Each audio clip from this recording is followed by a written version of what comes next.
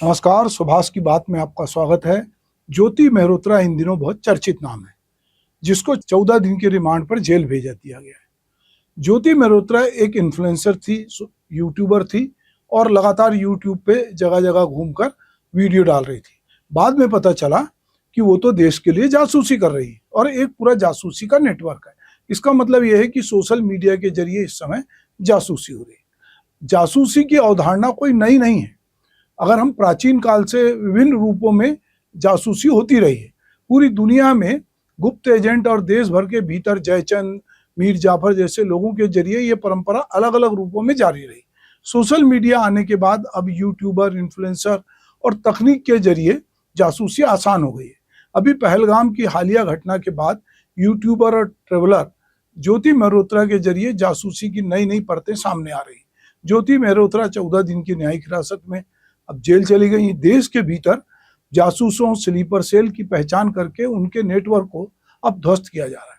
ज्योति मेहरोत्रा एक यूट्यूबर है जो पाकिस्तान के लिए जासूसी करने के आरोप में पकड़ी गई, जिसने भारत में स्लीपर सेल और जासूसी नेटवर्क की अब चर्चा को फिर से सुर्खियों में ला दिया।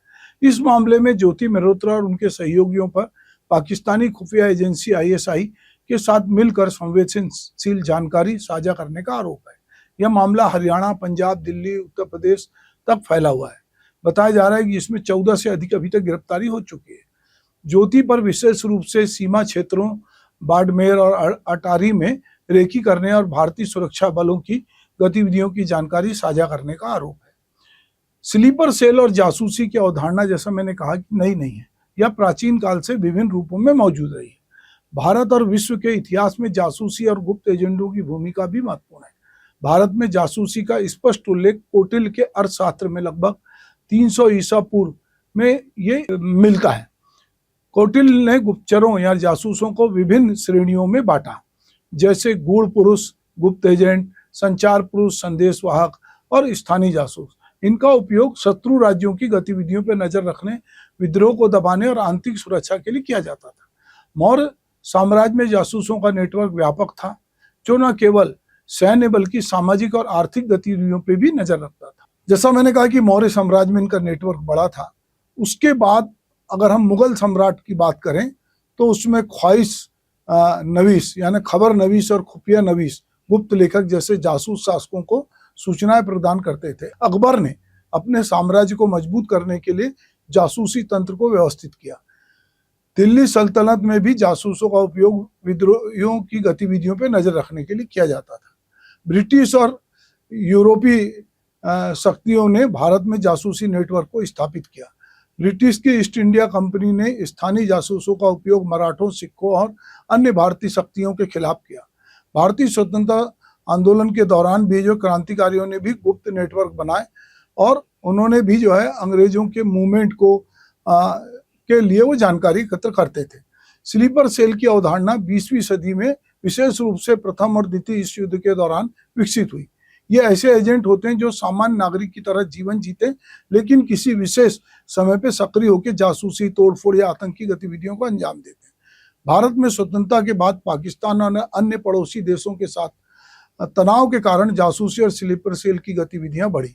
1971 में जब भारत पाक युद्ध और कश्मीर विवाद के बाद पाकिस्तानी खुफिया एजेंसी ISI ने भारत में जासूसी नेटवर्क स्थापित करने की कोशिश की।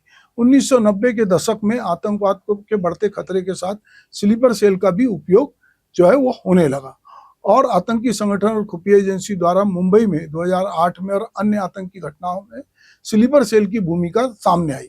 भारत में जासूसी का जाल जो है उसका अगर हम वर्तमान परिदृश्य देखें, जहां ज्योति मेहरोत्रा की बात हम कर रहे हैं, तो पता चलता है कि आधुनिक जासूसी नेटवर्क अब तकनीक और सोशल मीडिया पर निर्भर है। सोशल मीडिया और यूट्यूबर्स जो हैं, जो अलग अलग तरह से घूमते हैं और जानकारी एकत्र करते हैं, लोगों को लगता है ये वीडियो बना रहे हैं, पर ये वीडियो कब दूसरे लोगों को दे रहे हैं ये पता हमको नहीं चलता। हमको लगता है कि ये जो है ये शौकिया कर रहे हैं और सोशल मीडिया पे डाल रहे हैं। तो ज्योति जो है वो इसी तरह पाकिस्तानी उच्च आयोग में वो वीजा अधिकारी दानिश से मिल रही थी।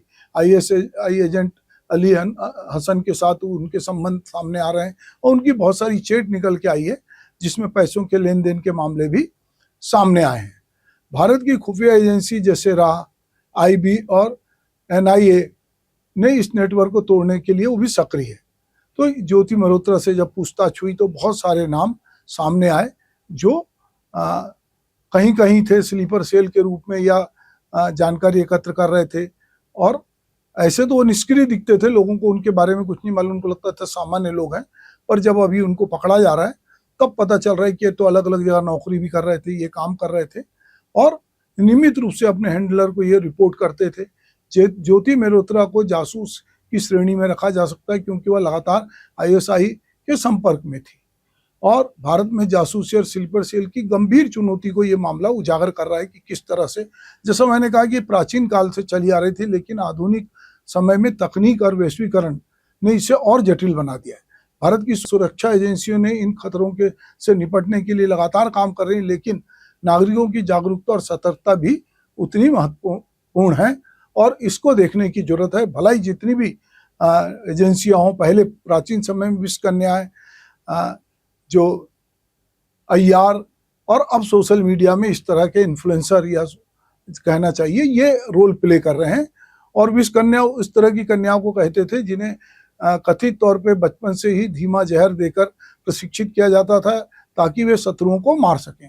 उनकी सुंदरता और आकर्षण का उपयोग शत्रु राजाओं को लुभाने और उन्हें जहर देने के लिए भी होता था। कौटिल्य के अर्थशास्त्र और अन्य प्राचीन ग्रंथों में भी विश्व कन्या का उल्लेख मिलता है। मौर्य और गुप्त काल में ये गुप्त हथियार के रूप में इस्तेमाल होती थी। इनका उद्देश्य शत्रु को बिना युद्ध के कमजोर करना था और जासूसी का मनोवैज्ञानिक और जैविक हथियार था जो गुप्त और घातक था। मध्यकालीन भारत में IR की व्यवस्था थी। IR मध्यकालीन भारत में विशेष रूप से दक्षिण भारत में चंद्रगिरी और विजयनगर साम्राज्य में ये सक्रिय थे, जासूस थे। ये कुशल योद्धा होते थे, गुप्त एजेंट और रणनीतिकार भी होते थे। IR का उल्लेख तमिल और मलयालम साहित्य में बहुत मिलता है। ये जो है विभिन्न वेशभूषा जैसे साधु व्यापारी की वेशभूषा अपनाकर शत्रुओं के क्षेत्र में जानकारी इकट्ठी करते थे। इनका काम सैन्य रणनीति, शत्रु की गतिविधि और आंतरिक विद्रोह पे नजर रखना था और ये बहुत सारे काम में, मल्लयुद्ध में, हत्या में ये सक्रिय होते थे। इनका भी बहुत जिक्र हमारे यहाँ मिलता है।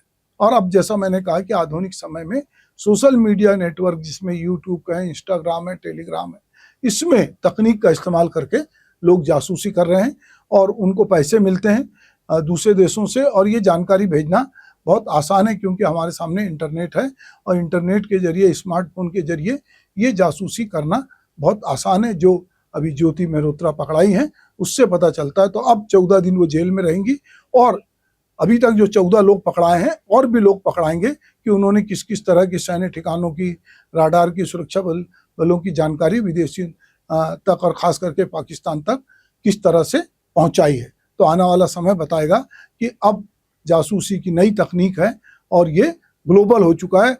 विदिन ए मिनट आप किसी को भी कुछ जानकारी भेज सकते हैं। नमस्कार।